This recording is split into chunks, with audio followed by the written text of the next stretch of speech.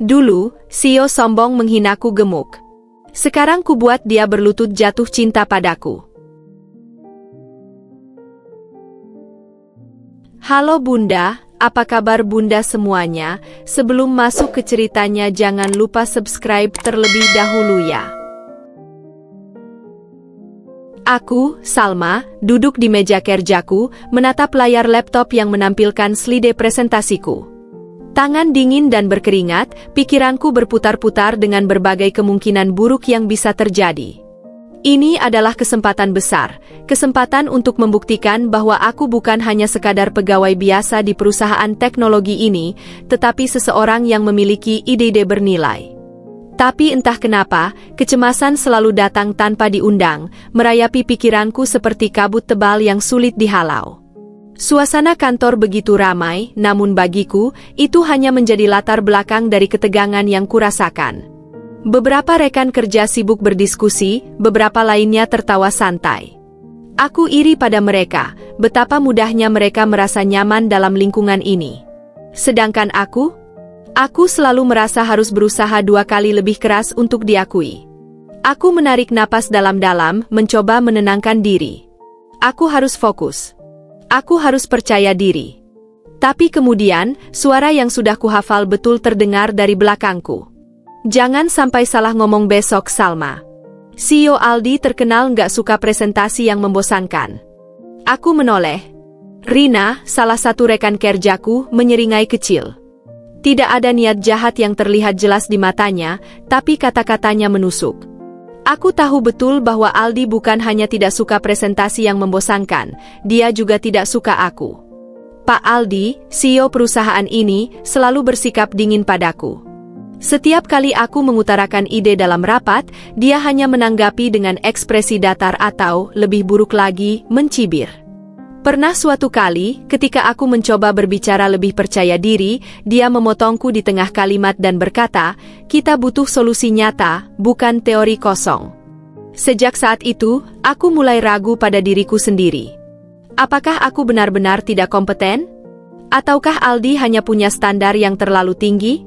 Atau, mungkinkah dia hanya melihatku sebelah mata karena penampilanku? Aku mengalihkan pandanganku ke kaca jendela di samping meja.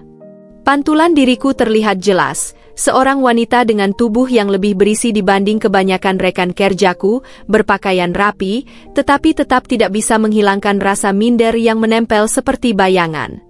Bayang-bayang komentar sinis di belakangku masih terus menghantuiku. Aku pernah mendengar beberapa rekan kerja membicarakanku, seolah aku tak bisa mendengar. Salma itu pintar sih, tapi kurang menarik buat posisi yang lebih tinggi. Menurutmu dia bakal dapat promosi? Kayaknya Pak Aldi lebih suka orang yang, lebih presentable. Aku muak. Aku ingin membuktikan bahwa aku lebih dari sekadar penampilan. Bahwa aku pantas berada di sini, di ruangan ini, di perusahaan ini. Tapi tetap saja, ketakutan itu masih ada. Bagaimana jika besok aku gagal? Bagaimana jika Aldi menghancurkan kepercayaan diriku sekali lagi? Aku mengepalkan tangan. Tidak. Aku tidak boleh membiarkan rasa takut menang. Aku melihat kembali layar laptopku dan mengulang latihan presentasi untuk kesekian kalinya. Aku mungkin gugup. Aku mungkin takut. Tapi aku juga punya sesuatu yang lebih kuat, tekad untuk membuktikan bahwa aku layak dihormati, bukan karena penampilanku, tapi karena kemampuanku. Hari yang kutakuti akhirnya tiba. Aku berdiri di depan cermin kamar, menatap bayanganku yang tampak lebih pucat dari biasanya. Setelan blazer hitam yang kupakai terasa sedikit ketat, dan aku harus menarik napas panjang untuk menenangkan dada yang berdegup kencang. Kau bisa melakukannya, Salma. Aku mencoba meyakinkan diri sendiri. Sesampainya di kantor, suasana terasa lebih tegang dari biasanya. Ruang konferensi sudah dipersiapkan dengan layar proyektor yang menyala, dan beberapa rekan kerja mulai mengambil tempat di kursi-kursi mereka.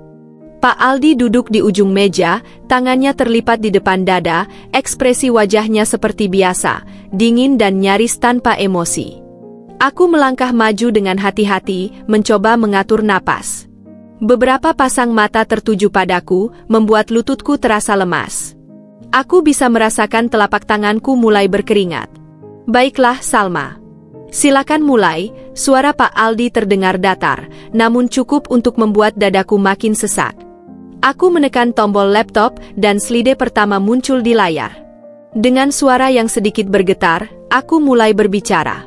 Selamat pagi semuanya. Hari ini saya akan mempresentasikan strategi pemasaran digital baru yang telah saya susun dalam beberapa bulan terakhir. Saya percaya bahwa pendekatan ini dapat meningkatkan engagement pelanggan hingga 2 kali lipat dalam 6 bulan ke depan. Aku mencoba menjaga nada suaraku tetap stabil, tapi kemudian, dari sudut mataku, aku melihat Pak Aldi menyandarkan tubuhnya ke kursi dengan ekspresi jenuh. Salah satu rekan kerja, Andre, melirik ke arah Pak Aldi, lalu menyeringai kecil. Seperti ada bahasa tubuh tak terucapkan di antara mereka, seolah mereka tahu sesuatu yang tidak ku ketahui. Aku mencoba mengabaikan itu dan melanjutkan presentasiku. Namun, semakin lama aku berbicara, semakin aku merasakan ketegangan dalam ruangan ini. Suasana begitu hening, tapi bukan hening karena perhatian, lebih seperti hening yang penuh penghakiman.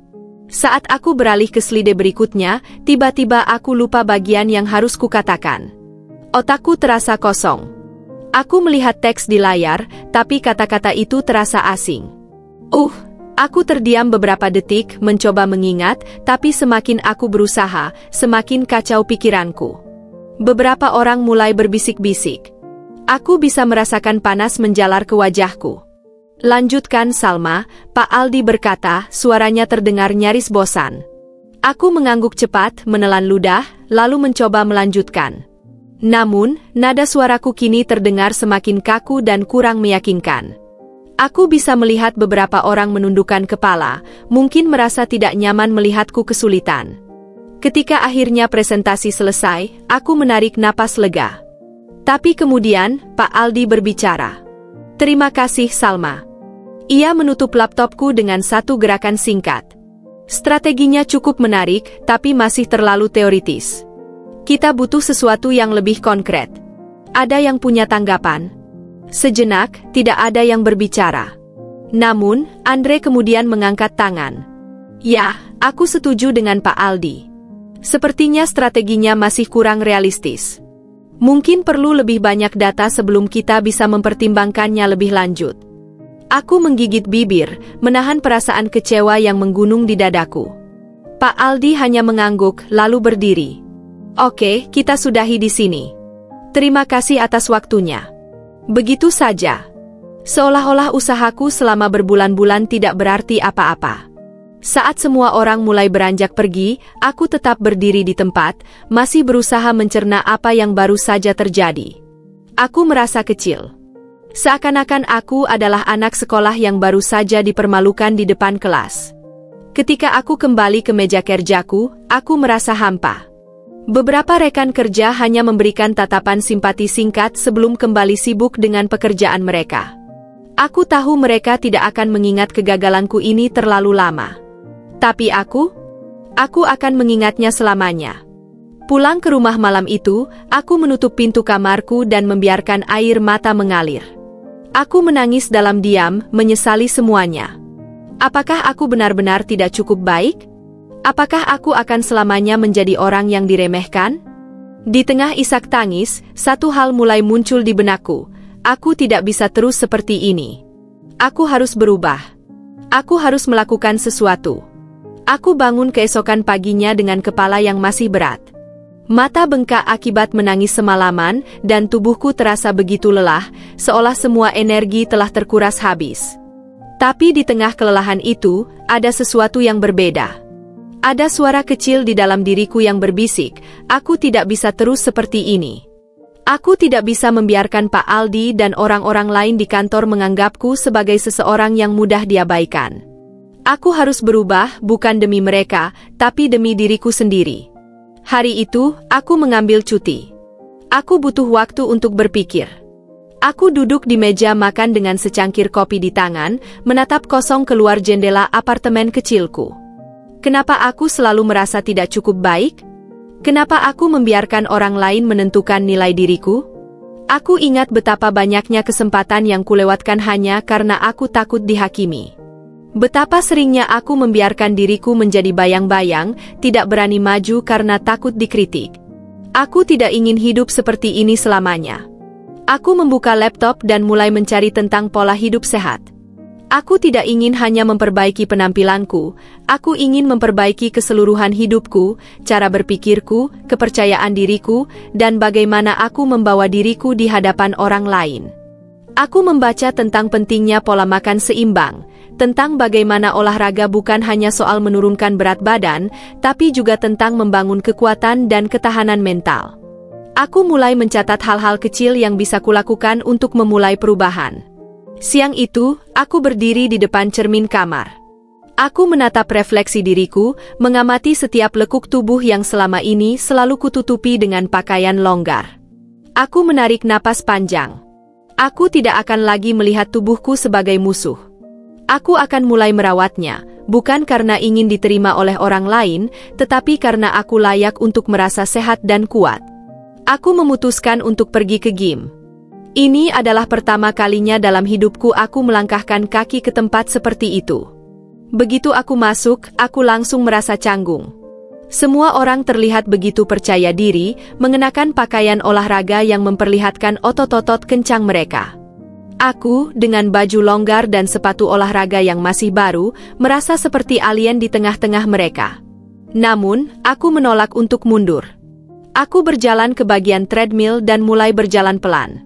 5 menit pertama terasa mudah, tetapi ketika aku meningkatkan kecepatannya, aku mulai merasa kelelahan. Dadaku sesak, napasku tersengal, dan keringat mulai mengalir deras. Ada momen di mana aku ingin menyerah, tetapi kemudian aku ingat wajah Aldi dan ekspresi sinisnya saat aku berdiri di depan ruang konferensi. Aku ingat rasa malu yang membakar saat presentasiku diabaikan begitu saja. Tidak, aku tidak akan menyerah. Hari pertama berlalu dengan penuh tantangan. Begitu aku pulang, tubuhku terasa nyeri di setiap inci otot. Aku terbaring di tempat tidur, nyaris tidak bisa bergerak.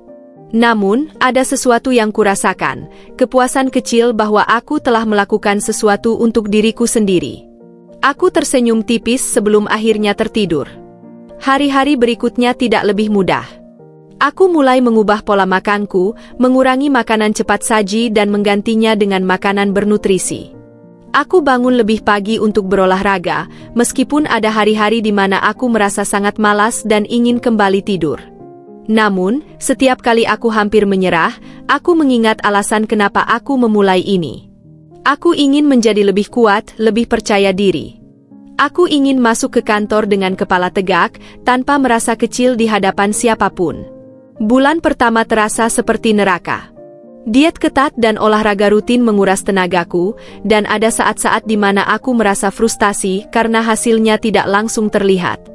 Tapi aku bertahan. Aku belajar untuk tidak hanya mengejar perubahan fisik, tetapi juga membangun ketahanan mental. Aku mulai membaca buku tentang self-improvement, menonton video motivasi, dan mengisi pikiranku dengan hal-hal positif. Aku menyadari bahwa transformasi ini bukan hanya tentang tubuhku, ini tentang bagaimana aku melihat diriku sendiri. Aku tidak ingin lagi menjadi wanita yang berjalan dengan kepala tertunduk. Aku ingin menjadi seseorang yang bisa berdiri tegak, yang bisa berbicara dengan percaya diri tanpa takut dihakimi. Aku ingin membuktikan, bukan hanya kepada Aldi, tetapi kepada diriku sendiri, bahwa aku lebih dari cukup. Bahwa aku berharga, tidak peduli seperti apa penampilanku. Perlahan-lahan, aku mulai merasakan perubahannya. Aku masih jauh dari kata sempurna, tetapi aku bisa merasakan bahwa aku semakin kuat, bukan hanya secara fisik, tetapi juga secara mental. Dan untuk pertama kalinya dalam waktu yang lama, aku merasa bangga pada diriku sendiri. Aku tidak menyadari kapan tepatnya perubahan itu mulai terlihat. Awalnya, yang aku rasakan hanyalah betapa sulitnya bangun setiap pagi dengan tubuh yang nyeri setelah olahraga. Betapa aku merindukan makanan manis dan gorengan yang dulu menemani hariku, tetapi kini harus kugantikan dengan sayuran dan protein sehat. Aku sering merasa lelah, frustrasi, bahkan ada saat-saat di mana aku bertanya-tanya apakah semua ini sepadan. Namun, aku terus berjalan. 1 langkah kecil setiap hari. Lalu, suatu pagi, ketika aku berdiri di depan cermin, aku melihat sesuatu yang berbeda. Wajahku tampak lebih segar, garis rahangku mulai terlihat lebih tegas. Pipiku yang dulu bulat kini sedikit menyusut, dan yang paling mengejutkan, ada kilatan kepercayaan diri di mataku yang dulu tidak pernah kulihat sebelumnya. Aku mengangkat tanganku, merasakan otot-otot yang mulai terbentuk di lenganku. Aku tersenyum kecil. Ini baru permulaan. Di kantor, perubahan itu tidak luput dari perhatian. Awalnya hanya 1 atau 2 orang yang berkomentar. "Salma, kamu kelihatan beda. Kamu diet ya?" Rina bertanya suatu hari saat kami sedang mengantri di pantry untuk mengambil kopi. Aku hanya tersenyum tipis. "Ya, sedikit." Namun, semakin hari, semakin banyak orang yang memperhatikan. Mereka mulai melihat bagaimana pakaian yang dulu terasa ketat kini tampak lebih longgar di tubuhku. Bagaimana aku tidak lagi terengah-engah saat menaiki tangga ke lantai atas. Bagaimana aku mulai berjalan dengan lebih tegap, dengan langkah yang lebih mantap. Anehnya, perhatian yang kudapat justru membuatku merasa tidak nyaman. Aku telah menghabiskan sebagian besar hidupku berusaha untuk tidak menjadi pusat perhatian, untuk tidak menarik terlalu banyak sorotan. Sekarang, ketika orang-orang mulai memuji perubahan fisikku, aku tidak tahu bagaimana harus meresponsnya. Lebih dari itu, aku mulai mempertanyakan motif di balik perhatian mereka. Dulu, ketika aku masih gemuk, mereka jarang menganggap keberadaanku. Aku sering merasa seperti bayangan di kantor, seseorang yang ada tetapi tidak pernah benar-benar diperhitungkan. Namun sekarang, setelah tubuhku mulai berubah, mereka tiba-tiba melihatku dengan cara yang berbeda. "Aku nggak nyangka kalau kamu bisa berubah sejauh ini, Salma," kata Andre suatu hari saat kami selesai rapat. "Serius, kalau terus begini, kamu bisa jadi inspirasi buat banyak orang." Aku hanya tersenyum, tapi di dalam hatiku ada perasaan aneh yang tidak bisa kujelaskan.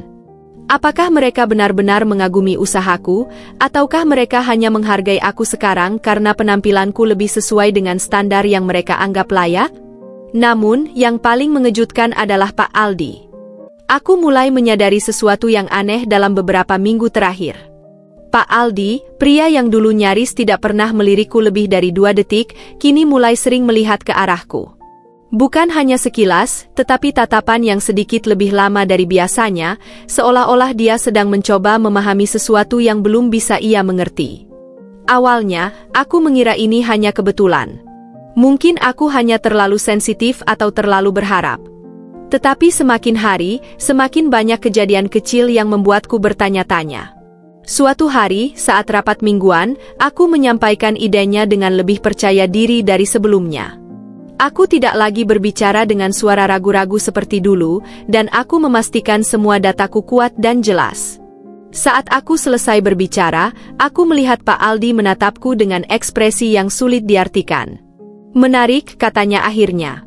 "Saya ingin kamu presentasikan ini lagi minggu depan, tapi kali ini langsung ke direksi." Seisi ruangan terdiam. Biasanya, kesempatan seperti ini diberikan kepada orang-orang yang lebih senior, bukan kepadaku. Aku mengangguk, berusaha untuk tidak menunjukkan keterkejutan di wajahku. "Baik, saya akan siapkan materinya."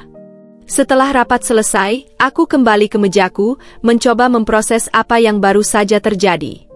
Aku tidak bisa membohongi diri sendiri, ada kepuasan yang menghangatkan dadaku. Untuk pertama kalinya, Pak Aldi benar-benar mengakui kemampuanku. Tetapi bagian lain dari diriku bertanya-tanya, apakah ini karena kerja kerasku, atau karena perubahan fisikku? Perubahan sikap Pak Aldi semakin terasa di hari-hari berikutnya. Aku mulai memperhatikan bagaimana dia selalu berusaha melibatkan aku dalam diskusi-diskusi penting. Ketika kami berjalan di lorong kantor setelah sebuah meeting, dia melangkah lebih lambat, seolah sengaja menyesuaikan langkahnya denganku. "Salma," panggilnya suatu siang, saat aku baru saja selesai makan siang di pantry. Aku menoleh. "Ya, Pak?" Dia menatapku sejenak sebelum berkata, "Kamu sudah bekerja di sini cukup lama. Kenapa baru sekarang menunjukkan potensimu?" Aku terkejut mendengar pertanyaannya yang langsung menusuk. Aku menimbang jawabanku, lalu berkata dengan tenang, "Mungkin karena dulu saya tidak diberi kesempatan yang sama." Pak Aldi mengangkat alis, seolah tidak menyangka aku akan berkata seperti itu. Kemudian, sesuatu dalam sorot matanya berubah. Entah itu rasa bersalah atau sekadar pengakuan bahwa mungkin ada kebenaran dalam kata-kataku. Aku ingin melihat lebih banyak darimu, katanya akhirnya. Pastikan presentasimu minggu depan lebih tajam. Aku mengangguk tanpa berkata apa-apa, tetapi dalam hatiku ada berbagai perasaan yang bercampur aduk. Hal lain yang membuatku bingung adalah perubahan sikap rekan-rekan kerjaku. Mereka mulai memperlakukanku dengan lebih ramah, seolah aku adalah orang baru yang lebih pantas untuk dihargai. Mereka mengajakku makan siang, mengikut sertakanku dalam obrolan, bahkan memintaku untuk bergabung dalam proyek yang sebelumnya tidak pernah mereka pertimbangkan untukku. Aku seharusnya senang. Tetapi di balik semua perhatian ini, ada sesuatu yang menggangguku. Aku mulai bertanya-tanya, apakah aku benar-benar dihargai karena kerja kerasku? Atau karena tubuhku kini lebih sesuai dengan standar mereka? Dan Pak Aldi, aku tidak bisa mengabaikan kenyataan bahwa dia tidak pernah sekalipun melihatku seperti ini sebelum aku mengubah penampilanku. Aku tidak bisa membohongi diriku sendiri bahwa ada perasaan yang berkembang setiap kali dia memperhatikanku lebih lama dari yang seharusnya. Tetapi aku juga tidak bisa mengabaikan pertanyaan yang terus menghantuiku. Apakah dia hanya tertarik pada versi baru dari diriku? Aku tahu aku harus mencari jawabannya. Tetapi untuk saat ini, aku hanya bisa fokus pada satu hal, membuktikan bahwa aku berharga, dengan atau tanpa perubahan fisikku. Aku duduk sendirian di meja kerjaku, menatap layar komputer tanpa benar-benar membaca apa yang tertera di sana. Pikiranku melayang, dipenuhi dengan pertanyaan-pertanyaan yang semakin hari semakin sulit diabaikan. Aku seharusnya merasa bangga. Dalam beberapa bulan terakhir, aku telah mengalami perubahan yang luar biasa. Tubuhku lebih bugar, pakaianku terasa lebih pas, dan yang paling penting, aku mulai mendapatkan pengakuan di kantor. Tapi entah mengapa, ada kegelisahan yang terus menghantui. Apakah mereka benar-benar melihatku karena kemampuanku? Atau karena tubuhku yang kini lebih ramping? Aku ingin percaya bahwa kerja kerasku adalah alasan utama di balik semua ini, tapi fakta bahwa perhatian baru ini datang bersamaan dengan perubahan fisikku membuatku ragu. Sebelumnya, aku hanyalah sosok yang diabaikan, seseorang yang sering dipandang sebelah mata, bahkan oleh Pak Aldi. Namun kini, dia mulai memberikan perhatian yang tidak pernah ada sebelumnya. Setiap kali Pak Aldi berbicara padaku dengan nada yang lebih lembut, setiap kali dia menyebut namaku tanpa nada sinis, aku merasakan sesuatu yang aneh di dalam diriku, sebuah campuran antara kelegaan dan ketidakpercayaan. Aku seharusnya merasa senang karena akhirnya diakui. Namun, aku juga tidak bisa menahan diri untuk bertanya, apakah aku akan mendapatkan perlakuan yang sama jika aku masih seperti dulu? Perasaan ini semakin kuat ketika aku melihat bagaimana rekan-rekan kerja memperlakukanku sekarang. Aku tidak pernah menjadi bagian dari lingkaran sosial di kantor, tetapi akhir-akhir ini semuanya berubah drastis. Mereka tiba-tiba tertarik berbicara denganku, mengajakku makan siang, bahkan meminta pendapatku tentang pekerjaan. Dulu kamu pendiam banget, Salma, kata Rina sambil menyeruput kopinya suatu siang. Sekarang kamu lebih percaya diri, lebih menarik. Aku tersenyum tipis, tidak yakin harus merasa tersanjung atau tersinggung. Andre menambahkan, iya, serius. Sekarang kamu kelihatan beda banget. Gimana caranya sih?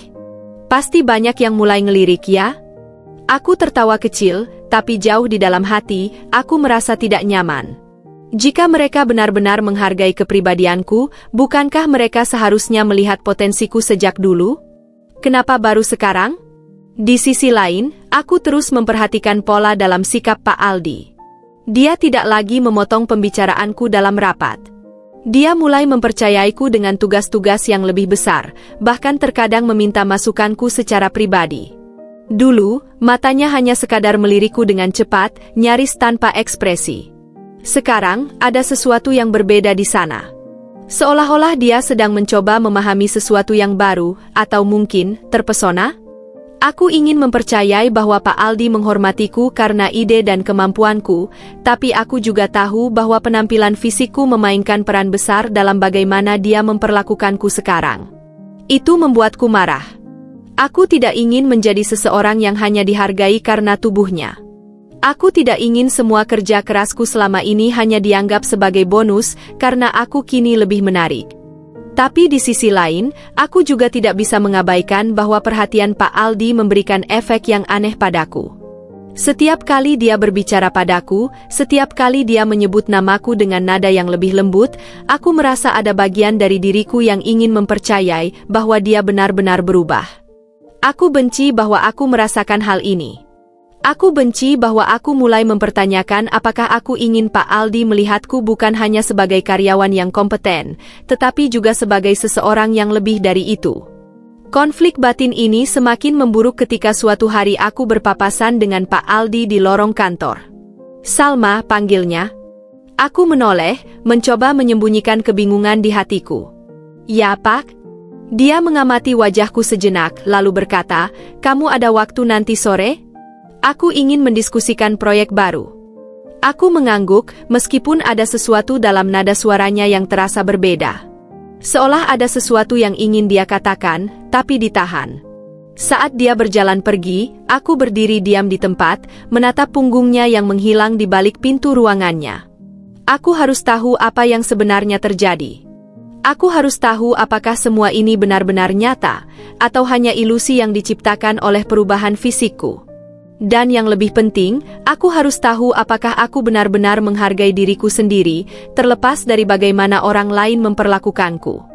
Sore itu, aku duduk di sebuah restoran yang tidak terlalu ramai, menunggu Pak Aldi yang katanya ingin mendiskusikan proyek baru.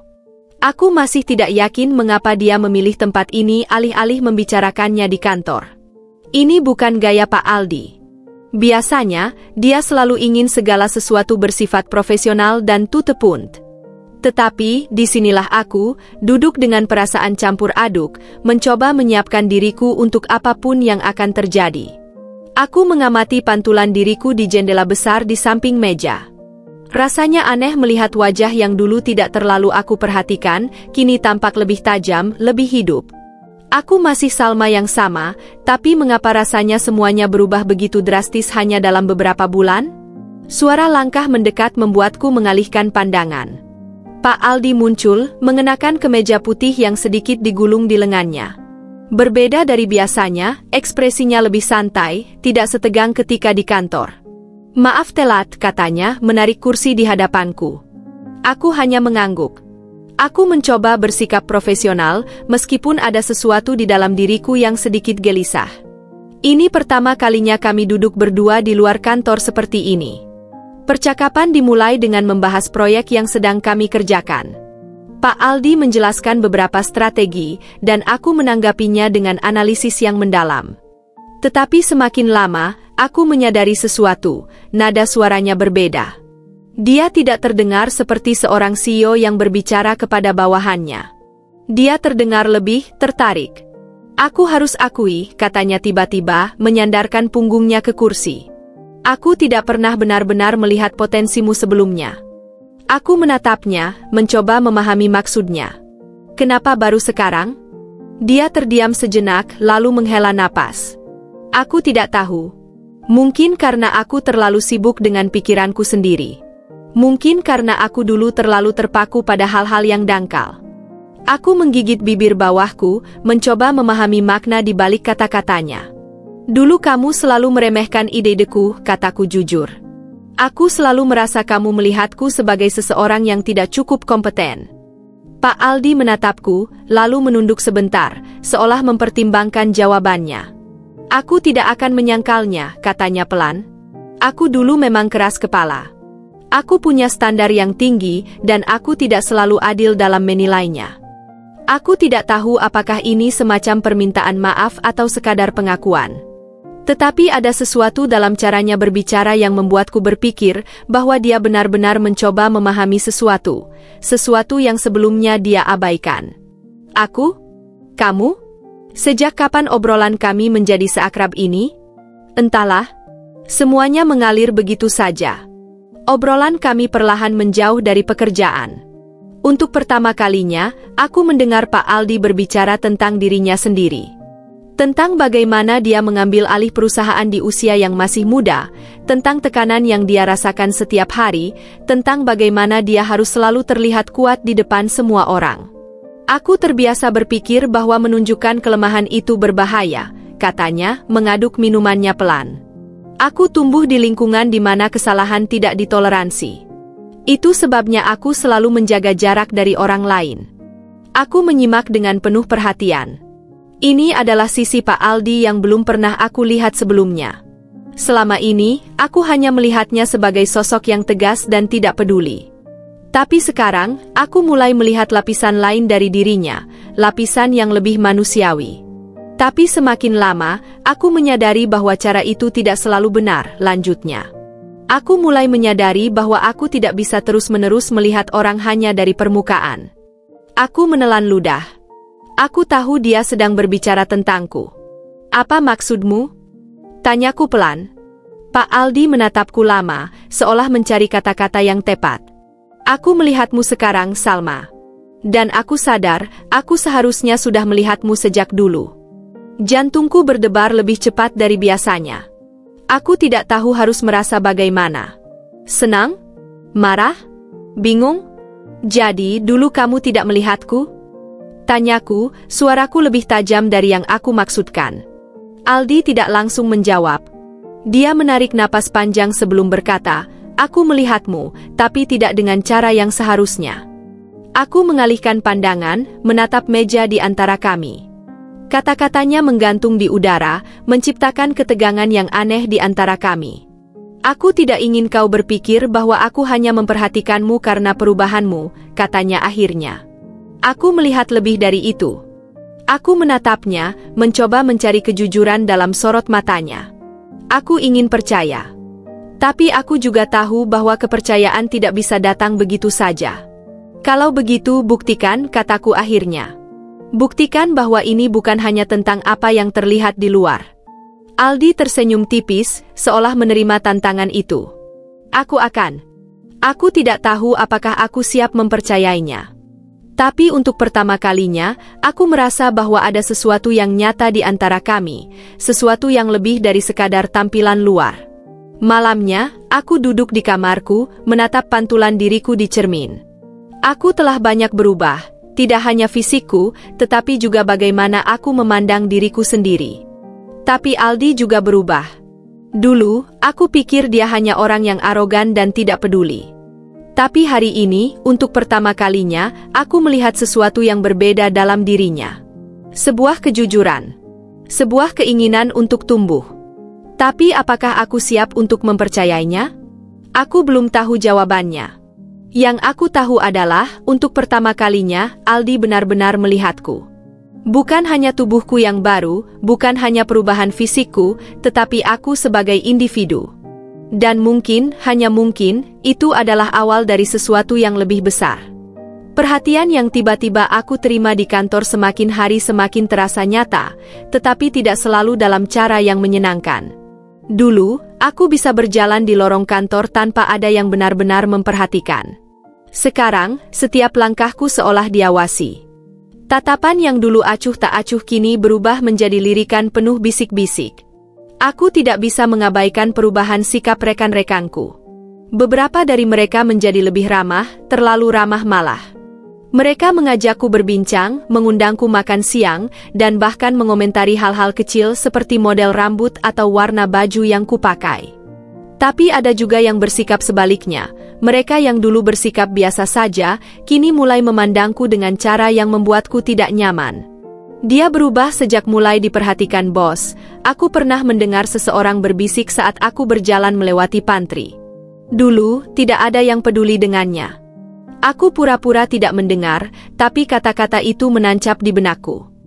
Hari itu, aku sedang duduk di meja kerja ketika Rina, salah satu rekan kerja yang dulu sering mengabaikanku, tiba-tiba datang dengan senyum yang tampak dipaksakan. "Salma sibuk?" tanyanya manis. Aku menoleh dan mengangguk. "Cukup, ada yang bisa aku bantu." Dia menarik kursi dan duduk tanpa diundang. "Aku hanya ingin ngobrol. Akhir-akhir ini kamu terlihat berbeda." Aku tersenyum tipis, sudah bisa menebak arah pembicaraan ini. "Maksudmu?" Dia mengangkat bahu, pura-pura santai. Ya, kamu lebih menonjol sekarang. Semua orang memperhatikanmu. Bahkan Pak Aldi juga. Aku merasakan ada sesuatu di balik kata-katanya. Aku hanya berusaha lebih baik dalam pekerjaan, jawabku hati-hati. Rina tertawa kecil. Tentu saja. Tapi tetap saja, menarik bagaimana segalanya berubah setelah kamu. Yah, berubah. Aku menahan napas sejenak. Aku tahu maksudnya. Dia tidak berbicara tentang pekerjaanku. Dia berbicara tentang tubuhku. Tentang bagaimana aku terlihat sekarang dibandingkan dengan dulu. Menurutmu, aku mendapatkan perhatian hanya karena itu? Tanyaku langsung, ingin melihat reaksinya. Dia mengedikkan bahu. Aku tidak bilang begitu.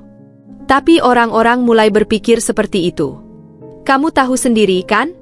Ada yang bilang kalau kamu sekarang lebih dekat dengan Pak Aldi karena... Aku menegang. Karena apa? Rina tersenyum kecil, tetapi matanya berkilat tajam. Kamu bisa menebaknya sendiri. Aku merasakan gelombang kemarahan naik ke dadaku, tapi aku menahannya. Aku menatap Rina dalam-dalam, mencoba memahami apakah ini kecemburuan atau hanya rasa ingin tahu. Aku bekerja keras, kataku pelan tapi tegas. Dan kalau sekarang orang mulai memperhatikan apa yang aku katakan, itu bukan karena aku berubah secara fisik. Itu karena aku memang layak didengar. Ekspresi Rina berubah sedikit, seolah tidak menyangka aku akan menjawab seperti itu. Dia bangkit dari kursinya, tersenyum seakan tidak ada yang terjadi. Tentu saja, Salma. Aku hanya bercanda. Tapi aku tahu dia tidak bercanda.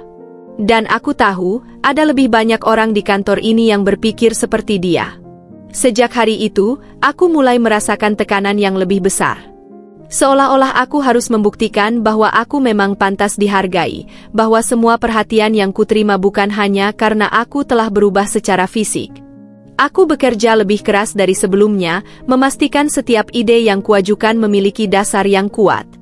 Aku ingin membuktikan bahwa transformasiku bukan hanya tentang apa yang terlihat di luar, tetapi juga bagaimana aku berkembang sebagai seorang profesional.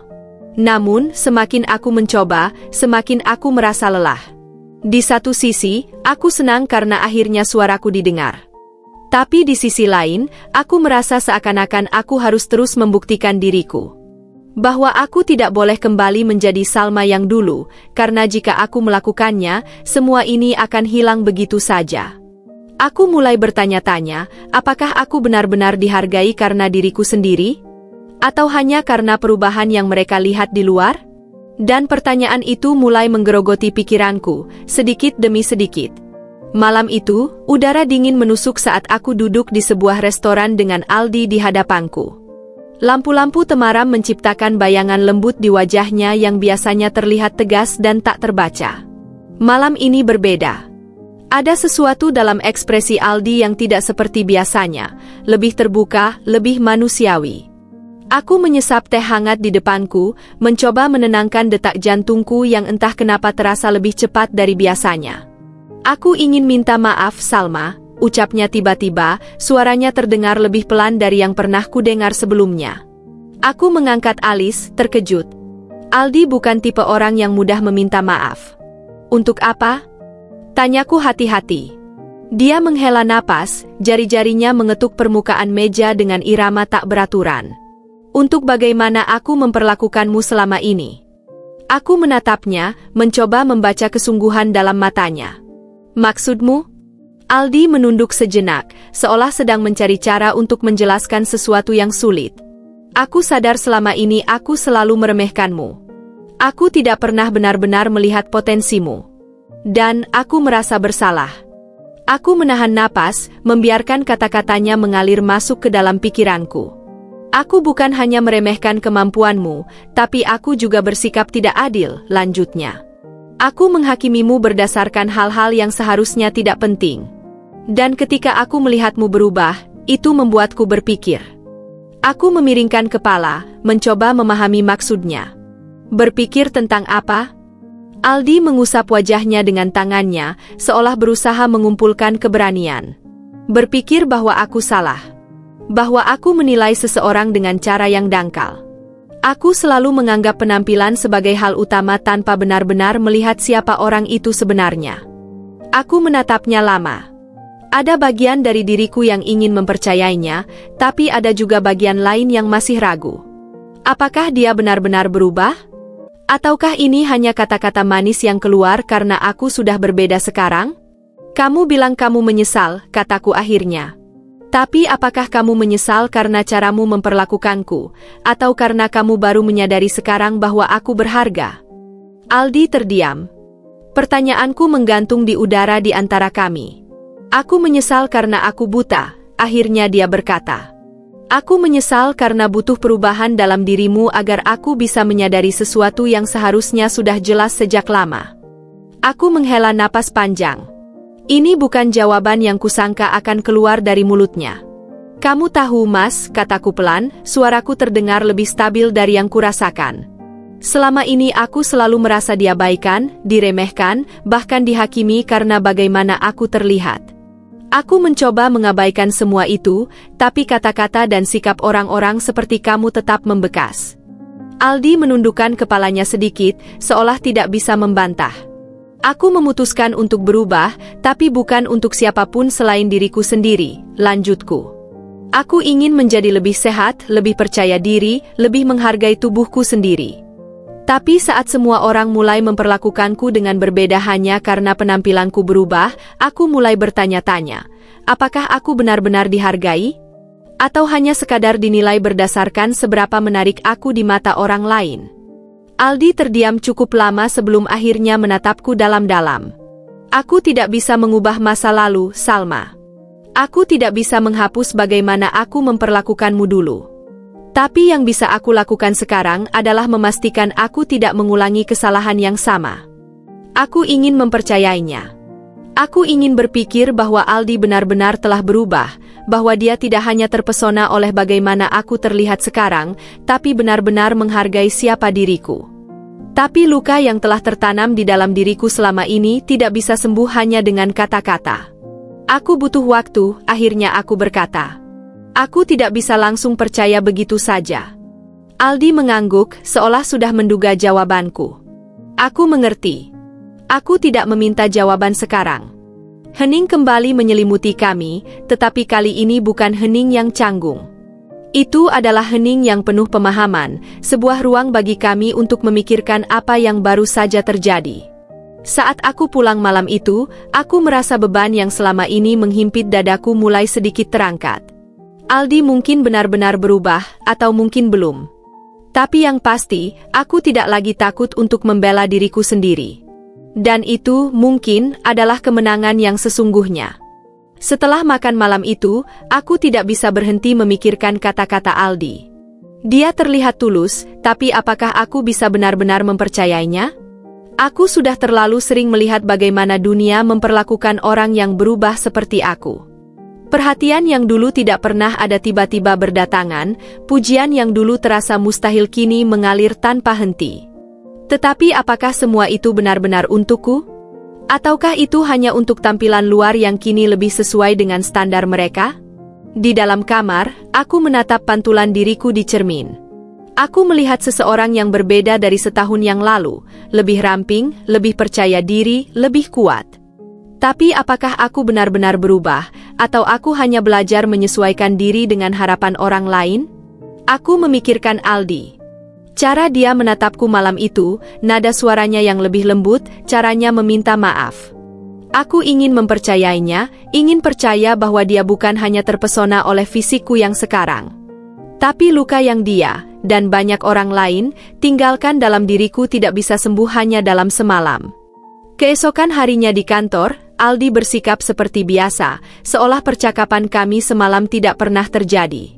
Dia tidak berusaha mendekatiku secara berlebihan, tidak tiba-tiba mengirim pesan atau mencari-cari alasan untuk berbicara denganku. Dia tetap profesional, tetap menjadi seorang CEO yang sibuk dengan tanggung jawabnya. Tapi aku merasakan sesuatu yang berbeda. Bukan dalam caranya memperlakukan aku, melainkan dalam caraku memperhatikan dia. Sebelumnya, Aldi selalu terlihat sebagai sosok yang keras dan tidak bisa ditembus, seseorang yang hanya peduli pada hasil akhir tanpa mempertimbangkan perasaan orang lain. Tapi sekarang, aku mulai melihatnya dengan cara yang berbeda. Ada sesuatu di balik sikap dinginnya, sebuah ketidaksempurnaan yang selama ini tersembunyi di balik status dan wibawanya. Beberapa hari kemudian, Aldi mengundangku ke ruangannya. Bukan dalam konteks pribadi, melainkan untuk mendiskusikan proyek yang sedang kami kerjakan. Aku masuk dengan perasaan yang bercampur aduk, berusaha menjaga profesionalisme di atas segala-galanya. Aku ingin mendengar pendapatmu tentang strategi pemasaran ini, katanya sambil menyerahkan beberapa dokumen. Aku membaca dokumen itu dengan seksama, berusaha fokus pada isinya, bukan pada fakta bahwa aku sedang berada di ruangan ini bersamanya. Aku memberikan analisis dan masukan, dan Aldi mendengarkan dengan serius, sesuatu yang jarang kulihat darinya sebelumnya. Kamu benar, katanya setelah aku selesai berbicara. Kita harus mempertimbangkan pendekatan itu. Aku mengangguk. Aku senang jika bisa membantu. Aldi terdiam sejenak sebelum berkata, kamu tahu, dulu aku tidak akan pernah meminta pendapatmu seperti ini. Maaf kalau akhir-akhir ini aku sering meminta pendapatmu. Aku tersenyum kecil. Tidak apa-apa. Itu perkembangan yang baik. Dia tertawa pelan. Tapi kamu masih terluka dengan perlakuanku yang dulu, kan? Aku menggeleng. Aku bisa memaafkan, tapi aku butuh waktu untuk benar-benar percaya. Aldi mengangguk seolah memahami posisiku. Aku akan menunggu. Namun, keesokan harinya, sesuatu terjadi.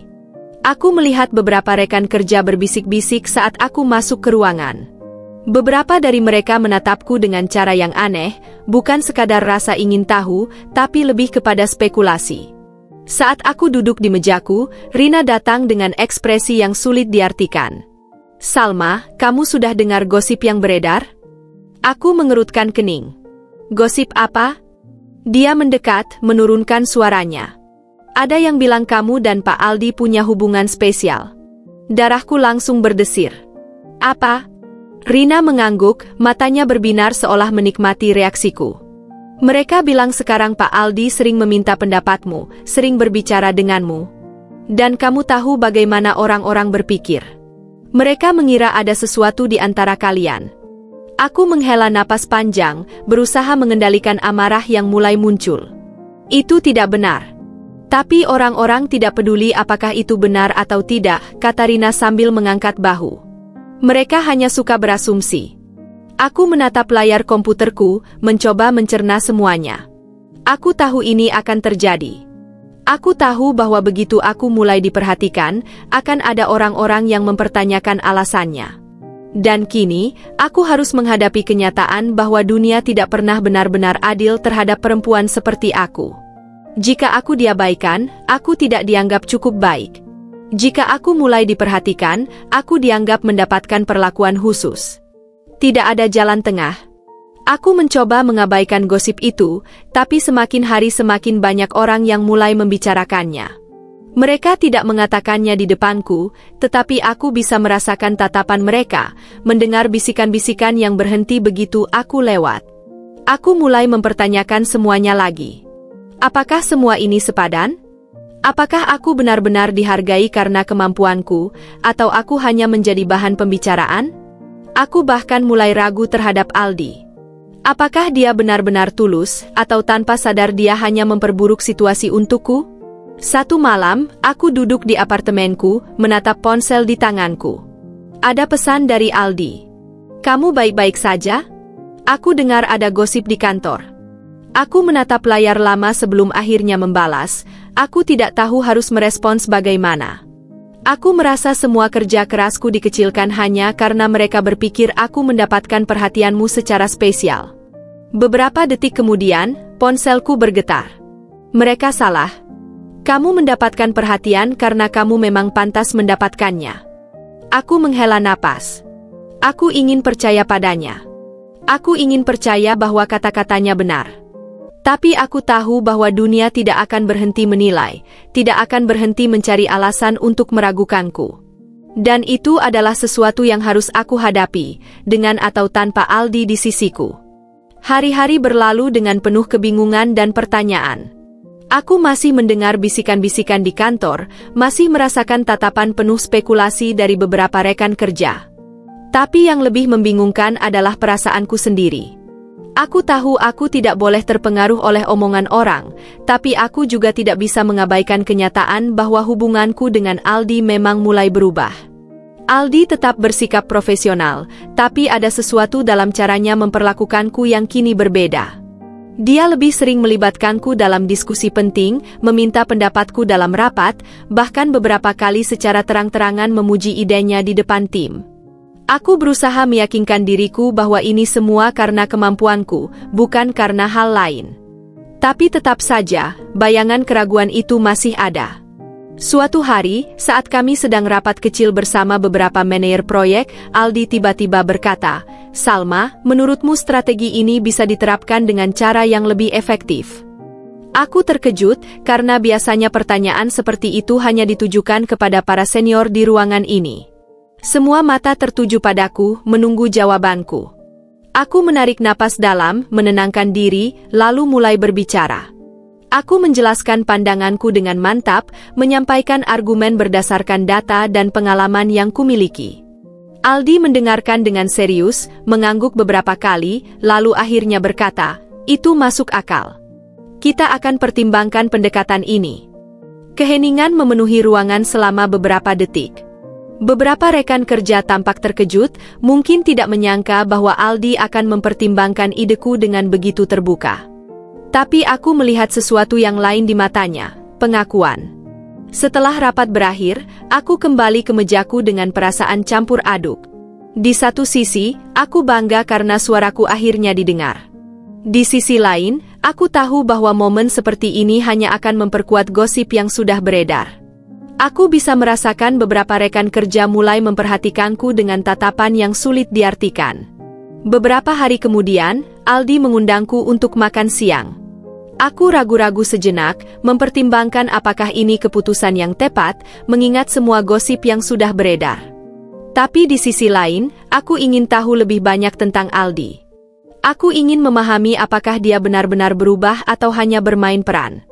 Kami bertemu di sebuah restoran kecil di luar kantor. Suasananya lebih santai dibandingkan dengan pertemuan formal di ruangan rapat. Aldi tampak berbeda, lebih rileks, lebih terbuka. "Aku tahu kamu masih mendengar gosip di kantor," katanya tiba-tiba, seolah membaca pikiranku. Aku menatapnya, lalu mengangguk pelan. Sulit untuk tidak mendengarnya. Aldi menghela napas. "Aku tidak ingin ini mempengaruhi profesionalisme kita. Aku ingin kamu tahu bahwa aku menghargai kerja kerasmu, bukan hanya karena..." Dia terhenti sejenak, seolah memilih kata yang tepat, "bukan hanya karena perubahanmu." Aku menatapnya lama. "Tapi apakah menurutmu orang-orang akan percaya itu?" Aldi tersenyum kecil, tapi ada kepahitan di sana. Orang-orang selalu mencari alasan untuk meremehkan seseorang. Jika bukan karena penampilan, mereka akan menemukan alasan lain. Aku terdiam. Dia benar. Aku sudah cukup lama hidup dengan komentar-komentar menyakitkan untuk tahu bahwa dunia memang seperti itu. Tidak peduli bagaimana aku berubah, akan selalu ada orang yang mempertanyakan keberhasilanku. Aku tidak bisa mengontrol apa yang orang pikirkan, lanjutnya. Tapi aku bisa memastikan satu hal, aku tidak akan membiarkan penilaian mereka mempengaruhi cara aku memandangmu. Aku mengangkat alis. "Dan bagaimana kamu memandangku?" Aldi tersenyum, kali ini lebih tulus. "Sebagai seseorang yang cerdas, berbakat, dan pantas dihormati. Dan itu tidak ada hubungannya dengan bagaimana kamu terlihat. Aku ingin percaya padanya. Aku ingin percaya bahwa kata-katanya tulus. Tapi butuh lebih dari sekadar kata-kata untuk menghapus tahun-tahun penuh keraguan dan rasa sakit yang sudah tertanam dalam diriku." Makan siang itu berakhir dengan perasaan yang masih bercampur aduk. Aku mulai melihat Aldi dalam cahaya yang berbeda, tapi aku juga tahu bahwa perjalanan ini belum selesai. Aku masih harus mencari jawabanku sendiri, tentang siapa diriku, apa yang aku inginkan, dan apakah aku siap membuka hatiku untuk seseorang yang pernah melukaiku. Untuk pertama kalinya dalam waktu yang lama, aku merasa bahwa jawabannya tidak hanya bergantung pada Aldi, tapi juga pada diriku sendiri. Hari itu, kantor dipenuhi ketegangan yang lebih dari biasanya. Ada proyek besar yang sedang dalam tahap akhir, dan tekanan untuk menyelesaikannya dengan sempurna semakin meningkat. Aku melihat tim bekerja keras, masing-masing berusaha memenuhi ekspektasi yang tinggi. Aku sendiri sibuk dengan bagianku, memastikan semua detail telah diperiksa sebelum dipresentasikan kepada klien. Namun, di tengah kesibukan itu, aku merasakan sesuatu yang tidak beres. Aldi terlihat lebih tegang dari biasanya. Dia berjalan cepat di sekitar kantor, berbicara dengan nada lebih tajam, dan ekspresinya penuh ketidakpuasan. Aku tahu bahwa dia perfeksionis, tapi kali ini, dia terlihat lebih emosional. Saat rapat siang hari dimulai, ketegangan itu akhirnya pecah. Kami sedang membahas strategi pemasaran terakhir sebelum peluncuran proyek. Aku, seperti biasa, memberikan pendapatku dengan percaya diri. Namun, kali ini, Aldi menanggapinya dengan nada yang tajam. Saya rasa pendekatan ini terlalu berisiko, katanya sambil menatapku tajam. Kita tidak bisa mengambil keputusan berdasarkan asumsi semata. Aku menatapnya dengan kaget. Aku sudah melakukan riset mendalam untuk mendukung idenya, dan biasanya dia akan mendengarkan analisis ini dengan serius. Tapi kali ini, dia tampak defensif, seolah mencari alasan untuk tidak menyetujui pendapatku. Aku menarik napas dalam, berusaha tetap tenang. Ini bukan sekadar asumsi, Pak. Saya punya data yang mendukung strategi ini. Jika kita menerapkannya dengan cara yang tepat, kita bisa mendapatkan hasil yang lebih baik. Aldi menghela napas panjang dan menyandarkan diri di kursinya. Saya tidak yakin kita bisa mengambil risiko sebesar ini. Aku bisa merasakan seluruh ruangan terdiam, semua orang menunggu bagaimana aku akan merespons. Biasanya, aku akan mundur, menerima keputusan tanpa banyak perlawanan. Tapi tidak kali ini. Aku tahu apa yang kulakukan, dan aku tahu bahwa pendapatku layak untuk dipertimbangkan. Apa sebenarnya yang Bapak khawatirkan? Tanyaku, suaraku tetap tenang, tapi cukup tajam untuk menarik perhatiannya. Apakah Bapak benar-benar tidak setuju dengan strategiku, atau Bapak hanya tidak ingin mengambil keputusan besar berdasarkan saran dariku? Ruangan kembali hening. Aldi menatapku, ekspresinya sulit diartikan. Aku bisa melihat bahwa pertanyaanku menohoknya, mungkin lebih dari yang dia duga. Setelah rapat selesai, Aldi memintaku untuk tetap tinggal. Aku duduk di kursiku, menatapnya saat dia bersandar di meja dengan tangan terlipat di dada. Aku tidak bermaksud meremehkanmu tadi, katanya akhirnya. Aku hanya tertekan dengan semua ini. Aku mengangguk pelan. Aku mengerti. Tapi itu bukan alasan untuk mengabaikan ide seseorang tanpa mempertimbangkannya dengan adil. Aldi menatapku lama sebelum akhirnya menghela napas. Kamu benar. Aku tidak mengatakan apa-apa, menunggunya melanjutkan. Aku hanya terbiasa mengendalikan segalanya, katanya pelan. Dan dengan semua perubahan yang terjadi, bukan hanya di perusahaan ini, tapi juga dengan kita, aku merasa kehilangan keseimbangan. Aku terdiam sejenak, mencerna kata-katanya. Aku bisa memahami ketakutannya. Dia terbiasa memegang kendali, terbiasa membuat keputusan sendiri tanpa perlu mempertanyakan apakah dia telah berlaku adil kepada orang lain. Dan kini, dia menghadapi seseorang yang tidak hanya berani menantangnya, tetapi juga seseorang yang mulai menjadi bagian dari hidupnya dalam cara yang lebih pribadi. Dengar, kataku akhirnya, suaraku lebih lembut. Aku tidak ingin hubungan profesional atau personal kita terpengaruh oleh ketakutan atau ego. Aku ingin kita bisa bekerja sama dengan saling menghormati, tanpa ada perasaan bahwa salah satu dari kita harus membuktikan sesuatu kepada yang lain. Aldi menatapku lama sebelum akhirnya mengangguk. Aku mengerti.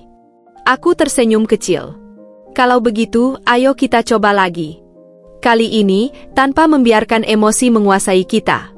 Beberapa hari setelah kejadian itu, aku mulai merasakan perubahan dalam cara Aldi memperlakukanku. Dia masih memiliki sifat dominan dan perfeksionisnya, tapi dia lebih sering mendengarkan. Dia mulai membiarkanku mengambil keputusan tanpa merasa perlu mempertanyakannya setiap saat. Aku juga mulai melihat sisi dirinya yang lebih manusiawi. Dia bukan sekadar CEO yang ambisius dan tegas, tapi juga seseorang yang berusaha belajar, berusaha menjadi lebih baik. Dan aku menyadari bahwa mungkin, aku juga melakukan hal yang sama. Hubungan kami bukan tentang siapa yang lebih unggul atau siapa yang lebih kuat. Itu adalah perjalanan dua orang yang saling belajar, saling menyesuaikan, dan saling menerima kekurangan masing-masing. Untuk pertama kalinya, aku merasa bahwa aku benar-benar berdiri sejajar dengannya. Dan itu adalah perasaan yang lebih berarti daripada sekadar pengakuan. Itu adalah awal dari sesuatu yang baru. Aku duduk di balkon apartemenku, menatap langit malam yang dipenuhi bintang-bintang kecil yang berpendar samar. Angin sepu-sepu membelai kulitku, membawa ketenangan setelah hari yang panjang. Pikiranku masih dipenuhi dengan semua yang telah terjadi, perjalanan yang penuh dengan keraguan, tantangan, dan pertumbuhan. Aku telah melalui begitu banyak hal dalam beberapa bulan terakhir, dan kini aku berdiri di titik yang tak pernah aku bayangkan sebelumnya. Hari-hari berikutnya berjalan dengan lebih ringan. Aku mulai benar-benar menerima diriku sendiri, tanpa bayang-bayang penilaian orang lain. Aku menikmati pekerjaanku, bukan karena ingin membuktikan sesuatu, tetapi karena aku menyukainya. Dan hubunganku dengan Aldi? Kami masih dalam proses. Tidak ada janji manis atau deklarasi cinta yang berlebihan, hanya dua orang yang belajar memahami satu sama lain dengan cara yang lebih sehat. Aku tidak tahu kemana perjalanan ini akan membawaku. Tapi untuk pertama kalinya, aku merasa tidak perlu terburu-buru. Aku telah menemukan kedamaian dalam diriku sendiri, dan itu adalah sesuatu yang jauh lebih berharga daripada apapun yang bisa diberikan dunia kepadaku. Aku bukan lagi Salma yang takut pada penilaian orang. Aku adalah seseorang yang telah belajar untuk berdiri tegak, menerima dirinya sendiri, dan berjalan maju dengan kepala tegak. Dan bagiku, itu adalah akhir yang baru, sebuah awal yang lebih indah dari yang pernah kubayangkan.